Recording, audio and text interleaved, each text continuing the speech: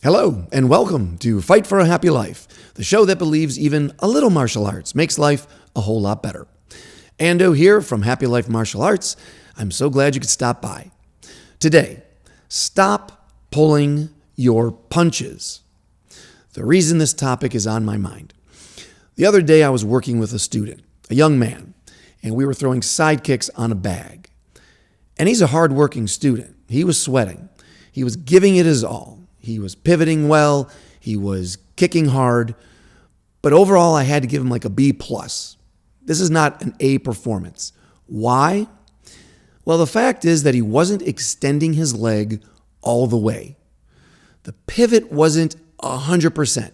The sticking out that heel wasn't 100%. And therefore, it wasn't a complete kick. It wasn't his full potential for a strong side kick. Now, this is not the first time that I've addressed this type of issue on the physical front. I have a video, I believe it's called One Tip for More Powerful Punches. And in that video, I comment on the same phenomenon. When you see people set up in front of a heavy bag very often, they short arm their punches. They just kind of stand there and their hands are very active, but their torso is not. And so the tip, very simply, was to give yourself a little more space and try to extend that shoulder for a full punch. Now, of course, I'm not innocent in this. I am guilty of short-arming my punches and kicks over the years. And in particular, when I started grappling, so I don't know, like 15 years ago, I remember I was rolling with my coach, and I was just happy to get good positions, get to a mount, get to his back. But if I got my arm around his neck to set up a choke, I'd let that go. If I got near an armbar, I wouldn't fight for it. When the round was over, I remember my coach being very frustrated. He looked at me and he said, "What is this, a nice guy contest?" Guilty again. Yes, I absolutely admit that physically I was not finishing techniques. I was not in the hunt for the tap, for the win. Psychologically, of course, that's the problem. I didn't want to be a jerk. I was new to grappling. I certainly didn't want to hurt him because I didn't know what I was doing necessarily. So I don't want to hurt somebody. I'm out of control. I didn't want to come off as too aggressive or like I'm trying to win. I'd like to think that my ego was in check and I was just enjoying the learning experience. But at the same time, that doesn't make me the best of sparring partners because I am allowing falsity into the workout. The worst thing you can do for your partner is to give them a false sense of confidence, a false sense of skill, letting them think they earned an escape when really you just gave up on the attack. So, I needed to make some adjustments to make sure I was being a good sparring partner and to ensure that they would be good sparring partners back to me. I don't want people short-arming their punches or shortening their kicks just to make me feel good. I need that honest feedback for what's working and what's not. So overall, in a nutshell, if you have to leave early, the big advice today is stop pulling your punches because the magic of martial arts is in the finish. The magic is in that last 10%, 5% of effort where you do fight to win, where you fight for the success. Of course, that's the magic in everything in life. Going for the finish, not holding back, giving something your full effort and attention. I think I can prove this because most of us are very excited when we see something, see a person working at full capacity, as opposed to what we normally see. I think it's just part of human nature where people hold back a bit. I think most people are working short of their potential on the mats and off. Half-hearted, half-assed. People seem to have this natural tendency, including me, to do the minimum to get by. Whatever your goal is, they seek the minimum. What do I have to do to get that goal? And not necessarily looking to do more than that. My proof for this is that when people go the extra mile, well, let me back up. When people give 100%, you notice. If people give 100% and then do more than that, like extra credit, you really notice. And that can be in any walk of life. That could be getting a waiter or a waitress who greets you well, gets the order correct, is timely, checks up on you during the meal, makes sure you have everything you have, brings you the check on time. When they tick every box of a professional waiter or waitress, you notice. Why do you notice? Because you've had so many lousy waiters and waitresses. So I've had that experience, whether it's at the dentist's office or at a car mechanic. You get used to this mediocre level of service, attention, competence, and you just kind of think, well, that's the way it is. Until you meet that person who's really good at what they do, and they tick every box of professionalism, and you realize, like, wow, I'm inspired by this. I notice this. I want to be like that.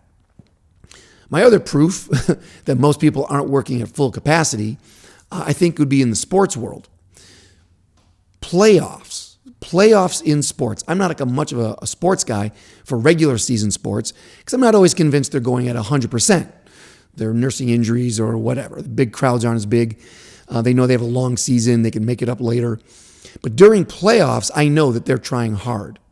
During the Olympics, I know it's now or never. These people have to put up their best performance right now. We pay money to see people working at 100%. That's maybe how rare it is to find people not pulling their punches. So when you find people, if you went and paid for a ticket at a professional basketball game or at the Olympics and people weren't working at 100%, I think that's when the crowd starts to boo, throw stuff, because you feel cheated. I paid to see you work at 100%. I want that inspiration in my life. And if you don't get it, boo. So that's number 2. My third proof that most people aren't working at full capacity, I think, is animal attacks.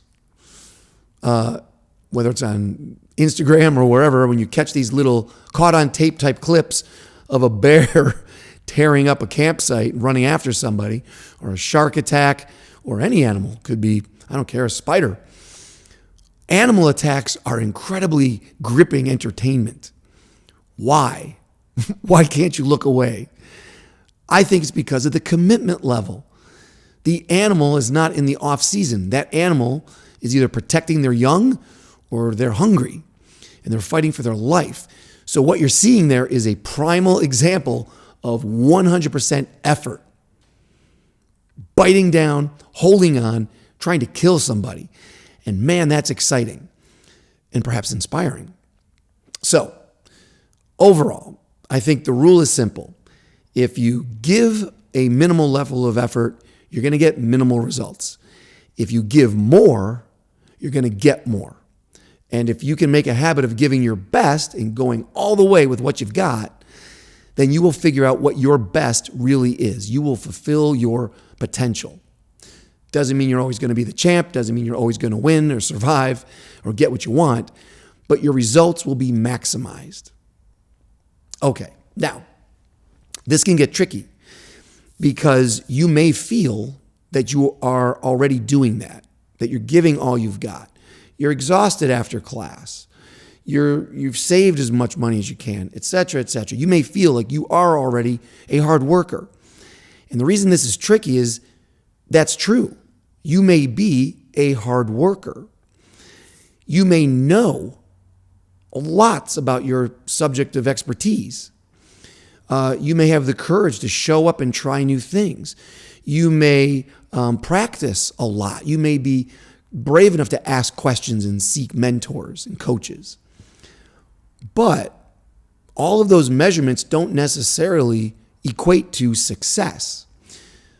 The problem here is sometimes you may think you're working hard, and when you reflect on what you're doing, you're only measuring you're measuring the wrong qualities. Gee, I'm sweating. So does that mean I worked my best? I guess so. Maybe not. Did you try new things? Did you ask the right questions? Did you put yourself in uncomfortable situations? Or are you just repeating the same things that always work for you? Bottom line is, if you're only measuring what you want to measure and you're not measuring what you don't want to measure, you're going to get bad feedback. So I would suggest the one measurement that you should always include in your reflections is, am I winning?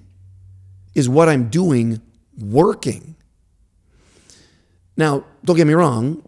You don't want to be that person in your martial arts class who's always trying to win, who can't drop it down a little bit to learn something.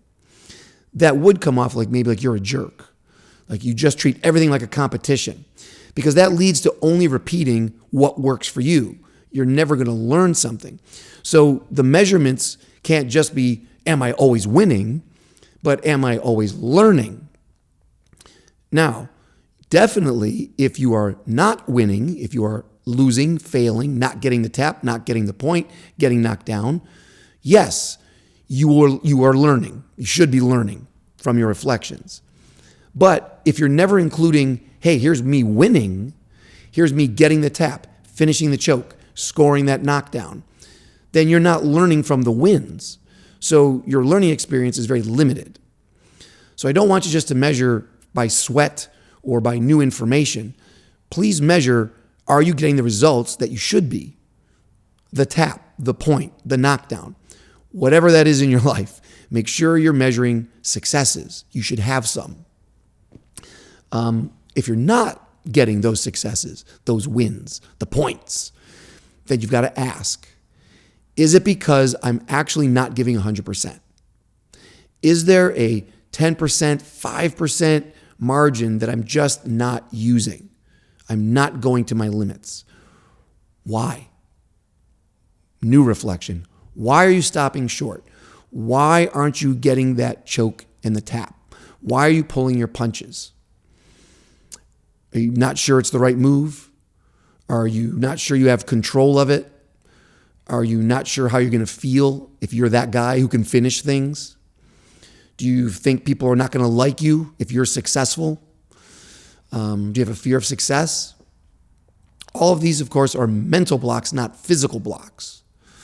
That young man who was throwing side kicks could extend his leg. And once I made some observations, he did extend his leg. So it was a mental block for some reason that he wasn't extending his leg, not physical. So yes, it's going to be scary sometimes to suddenly go 100% if you've made a habit of going 85% or 90% even. That last 5% of effort may likely change who you are, how you see yourself, how others see you. It's going to change things. Right now, you might have a status where you're pretty good. That's your identity. That's how people see you. Like, yeah, you're pretty good. If you push for that extra 5%, you might find yourself failing more and feeling silly all of a sudden. People may notice like, hey, you're failing more. You're not as good as we thought. You have to be brave enough to look at that and accept that and say, well, that's okay, but at least I know what my limits are. On the other hand, you might go from, yeah, I'm pretty good to I'm better than I thought. I'm getting more success. And how is that going to change your identity? How you see yourself and how others see you. Some people may love it that you're coming into your own and kicking up to a new level. Others may not. They feel more comfortable with you right where you were. That's where they met you. That's where they like you. And now you're up a notch and they're not going to follow you up there. They can't or won't.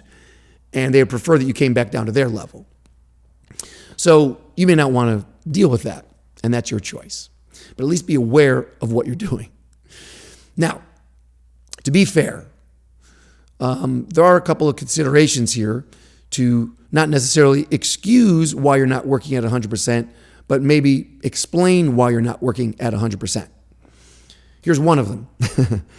Yin and yang. Every extreme holds the seed of its opposite. Right? If you look at the yin-yang, it's not just the black side and the white side swirling into one another. There's often the little dots of the opposite color right in the middle of the other. So what does that represent? Well, for the sake of this discourse, this rant, I would suggest that that is the vulnerability inherent in going to an extreme. So very simple example, if you're short-arming a punch, you're also shortening the amount of time that you are vulnerable to a counter. Your elbow is close enough to your body that you can pull that back to a defensive shield pretty quickly. The longer your arm goes, the longer amount of the time is that hand is away from your body, the longer your body is open for a counter underneath that arm, and the longer it's going to take for that hand to come back to being defensive. So quite literally, on a physical level, the more extreme that you reach out that punch, the longer you are vulnerable. You may already sense that instinctively and pull those punches a little bit back just so you're not vulnerable to being countered. Definitely with kicks, you may feel even more of that fear because you're on one leg, you're sticking your leg out there, your groin is exposed. It just feels more vulnerable. So you just don't throw it 100%. I get that. However, I believe the point of practice, these are not real fights yet that we're talking about. In a practice session, in a martial arts dojo, there's no reason why you can't throw that 100%, risk that vulnerability just to see if it works, to see how big a risk you're really taking, to see what you can get away with and what you can't, so that you can be more wise in when you employ 100%, deploy, and when you decide to pull that a little bit shorter. You want that wisdom. I believe you can always do less if it comes to a real fight or some high-stakes situation.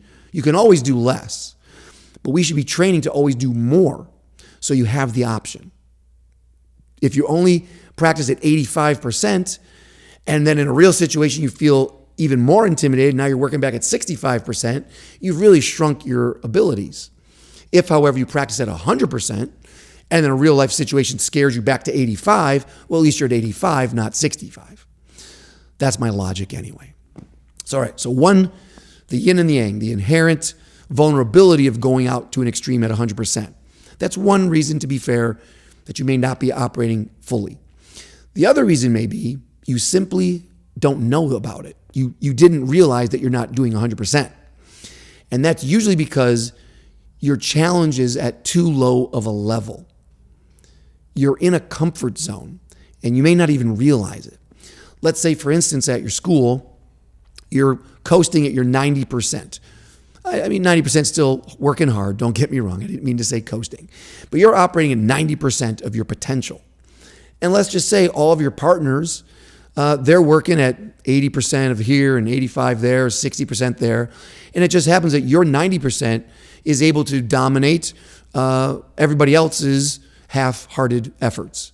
So you think you're doing great. That must be good enough. You're at 100%. You must be 100% because nobody's beating you, or at least not enough to take it too seriously. So you build up a false sense of confidence, like me with my grappling coach. Your partners, by not giving you 100%, have allowed you to believe that your 90% is 100%, and you don't even need to question it. No good. Think about breaking boards. I don't know if you break boards, whether you don't, I don't care. This example will at least make sense. Let's say you put up 1 or 2 boards. I'm betting you are healthy and strong enough that you don't need 100% of your power and speed to bust through 1 or 2 boards. So if you only set up 1 or 2 boards, you're going to get by for the rest of your life at 80% effort because the challenge is just that low.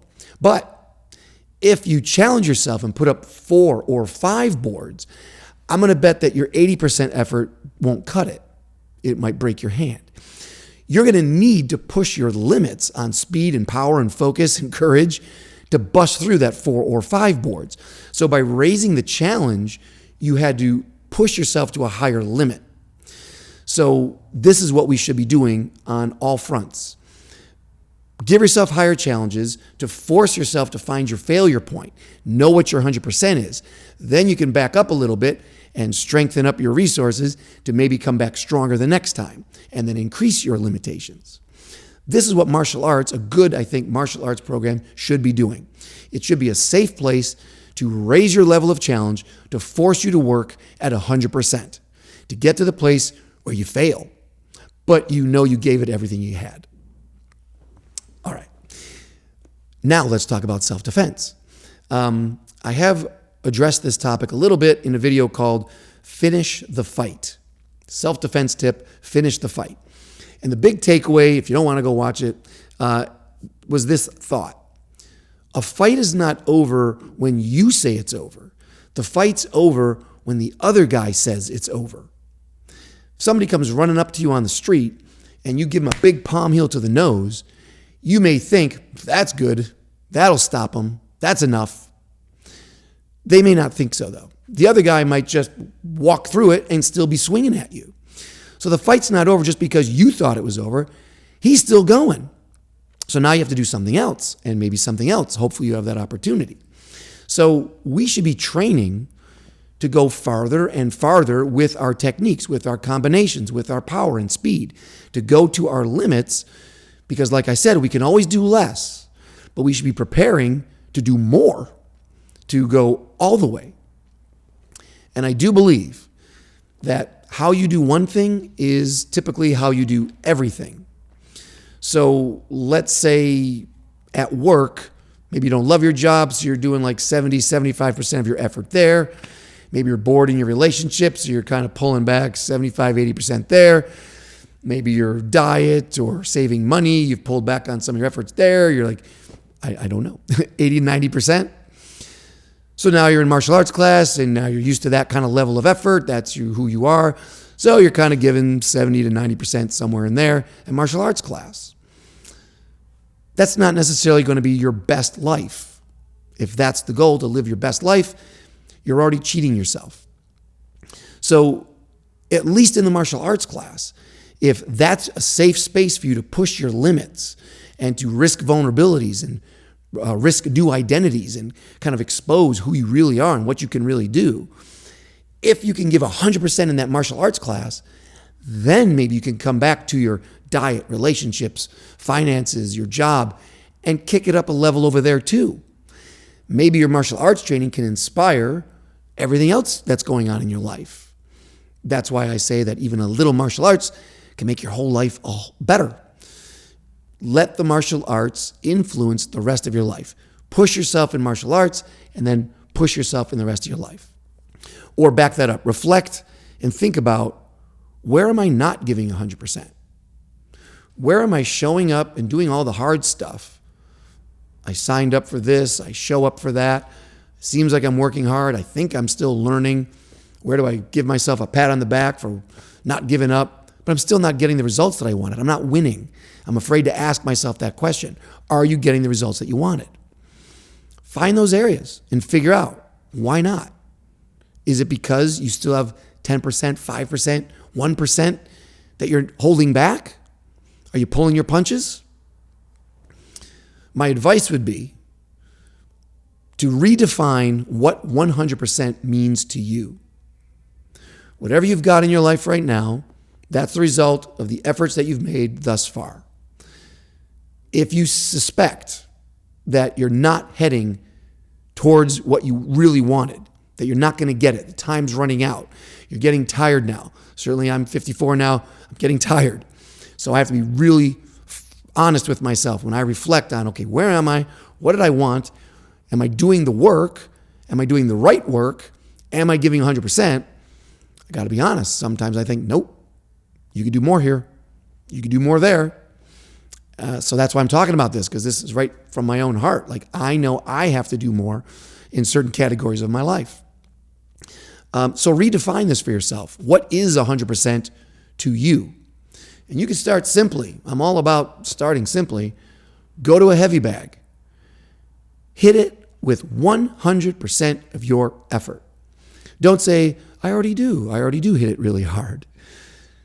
I'm asking you to take another look at it. Is it really as hard as you possibly could? Are you really bringing up every muscle fiber, every bit of your breath, every bit of your imagination, every bit of effort, mind, body, spirit, to slug that bag or kick that bag or knee that bag? If you don't trust the safety of your hand or your foot, then give it an elbow, give it a knee. But redefine what 100% feels like, looks like, and own that. Set that new marker for yourself, like, oh, that's what 100% is from me. Risk it. If somebody's watching you then in class, going after that bag, slamming it harder and faster than you ever have before, I bet they notice. And now we're back to that thought that you're either going to feel silly because you've never revealed that much power before. They may think you look silly. They may not like this new change, this new you, this new, more powerful you. On the other hand, I'm hoping you're going to love it. You're going to feel like $1,000,000 instead of $900,000. You are going to own a new identity where you are more powerful than you thought. That's what you should give yourself. So don't give up on your goals quite yet. If you're not getting what you wanted, if you're not the toughest guy in your class, if you can't get that tap, if you're getting punched more than you're punching them, if you're losing at tournaments, if you're not the belt that you want it to be, and then off the mats, go down all the goals that you're thinking about, those dreams that you have, and it could be anything. And really take a look at it. If you're not there yet, don't give up until you know for sure you gave it 100%. This would be my last challenge here to you. First, redefine what 100% really is.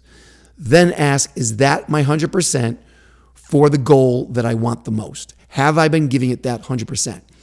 If it's yes, you really have been giving it 100%, and you still haven't gotten it, and you want to walk away from that goal, mazel tov. That's totally fine. I think you'll be able to live with that. There are certainly goals that I've had that I walked away from. I felt that I gave at that time 100% of what I had, and therefore I'm okay with it. But there are a couple of other goals where I didn't give 100%, where I chickened out on making that connection or pushing it or spending, whatever it was. And now that I'm older, I look back and think, that was bad. That was stupid. I'm ashamed of that. But I can't let that linger for long, because now what matters is where you are today, where I am today, and how I'm going to use that past, learn from it, and act for the future. And I hope you can do that too. And last little note, be patient with yourself. Not all goals are meant to be right away. So if you've now redefined what 100% is for yourself, that doesn't mean suddenly you've got a huge bank account or that you're suddenly world champion of your sport. It may take time to get where you want to go. If you're trying to play a musical instrument, you haven't really been giving it 100%, and now you are, give it some time.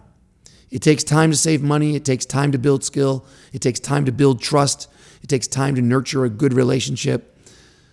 But bring 100% to all of those tasks, all of those goals, and maximize what you're going to get out of them. All right. I think I'm going to catch my breath here. Let's wrap this up. I definitely would say, as I have gotten older, it is easier and easier to see other people identifying who's giving 100% and who is not. I think those 100%ers really stand out. And when you see the people who are giving 100%, who aren't pulling their punches, I get goosebumps. It makes me tear up. I want to support them. And even if I never see them, it makes me feel like I want to give 100%, that there's still time, and I can do that too. On the other hand, you see the B students. You see the people who are at 90% or less. And it hurts. To me, it hurts my heart. It feels like they're wasting time, and I don't want to waste my time. It feels like they're missing opportunities, and I don't want to miss opportunities. So I just feel empathetic. I'm like, or sympathetic. I don't want to be disappointed in myself. I don't want to feel like I've wasted my time, that I was fearful. I want to feel that when I'm dead, when I'm dying, I gave it 100%. And I want you to have that same feeling. I don't want you to have those regrets that you pulled punches, that you didn't extend that kick. It's a horrible thing to have to go to the grave with, I believe. So, give more and then get more. Take the risks and push yourself into those uncomfortable areas. Allow vulnerability in your practice. Seek to redefine who you are and what you can do. I think if you do this, I believe if you do this, you stop pulling punches, you're going to find out that you're faster than you thought, you're stronger than you thought, you're tougher than you thought. And all that's going to add up to living a happier life than you thought. Okay, that's it. Take a moment to pick a goal right now that you've been thinking about your whole life, working on your whole life. Recommit to it at 100%. This is it. Win or lose, whether you get it or you don't, at least be proud of yourself for fighting for it. Until next time, smiles up, my friend. Let that smile be your shield and your sword. Keep fighting for a happy life.